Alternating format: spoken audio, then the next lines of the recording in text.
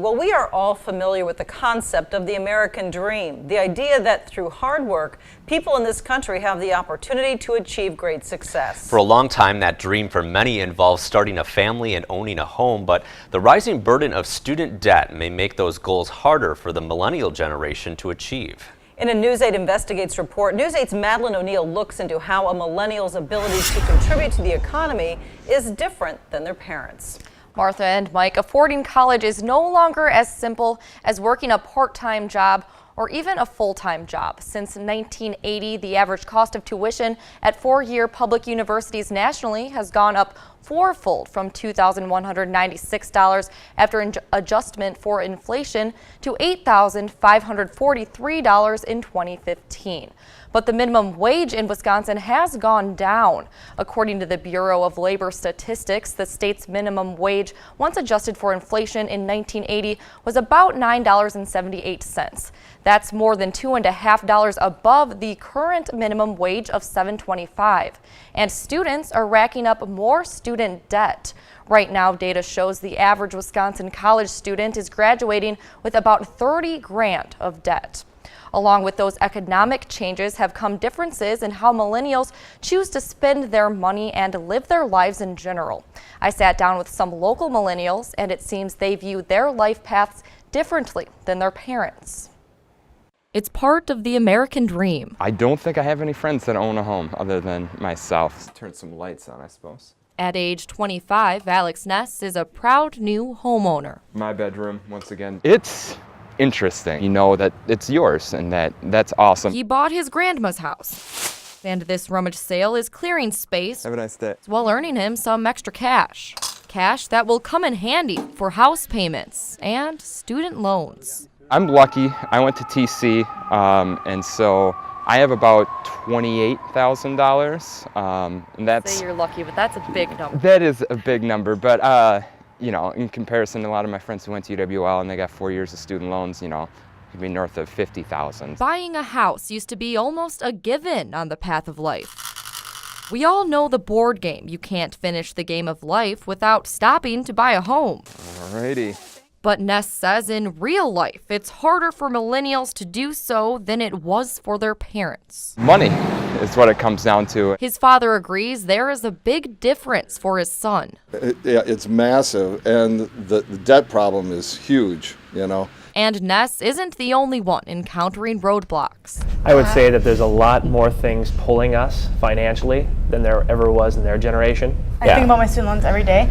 Just a constant, like in the back, I'm constantly there's nerves. It's like my nerves are like fried from student loans. Young professionals based in La Crosse say their student loan debt slows them down as they approach many of life's milestones. Millennials are putting off purchasing a home and starting a family because of their fear of not being able to afford their student loan payments. For me, having kids isn't in the cards right now because I can't afford that. Ages anywhere from 22 to 33. Most on the panel have college degrees, and about half rent and half own. Right now, it just doesn't make sense, I guess, to buy my own house. Straight out of college, some had no choice but to rent. The loan payments that I have to do a month was more than a mortgage. I couldn't do both. More debt makes it more challenging to make those big life purchases. Student debt does play into millennials putting off buying a house, according to Adam Hoffer, an assistant professor of economics at UW-La Crosse. But so do changing preferences. When we think about the outcomes of the American dream, the outcomes from 50 years ago, might be buy a house with a white picket fence and get a stable job that you work for 40 years. We see that those outcomes are different. Now, Hoffer says many millennials prefer the lifestyle that comes along with renting. And for now, those on the panel who rent agree. It's nice to be able to experience different areas.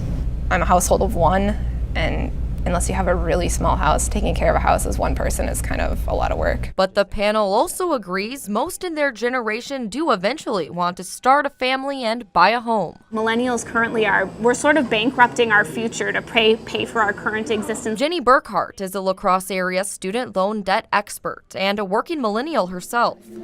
She paid off more than 100 grand in personal loan debt, writing a book about the lessons she's learned along the way. When you're looking at the 70s and looking at tuition going up 4 times and looking at how you could afford to pay for that college, either staying stagnant or slightly decreasing, then you have a problem that's not really at the fault of someone's work ethic. While Hoffer says the returns on a college education are as high as they've ever been. If I sit back and think about what that debt got me, that's a deal I would take 10 times out of 10. Burkhart says there's more to it. The difference between, now and historically is you cannot guarantee that your college degree will be worth it. All on the panel agree their diplomas are worth it. If I didn't go to college, I would not be where I'm at right now. I love my job. But some wish they had gone about borrowing money differently. The how I got to that point, I would change. Burkhart says there are strategies borrowers can use to pay off their loans wisely.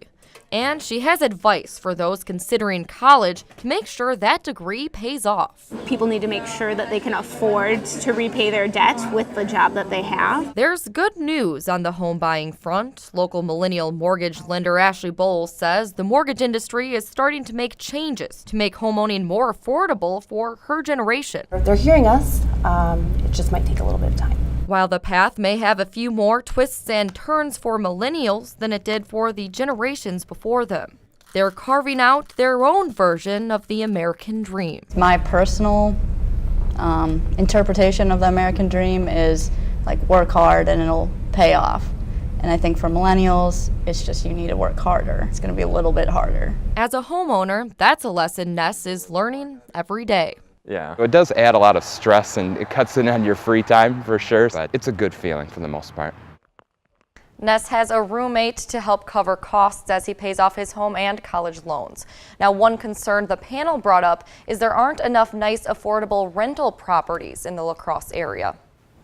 Thanks a lot, Madeline. And Jenny Burkhart has advice for borrowers on the best way to pay back all that debt. You can find more about it on our website at news8000.com.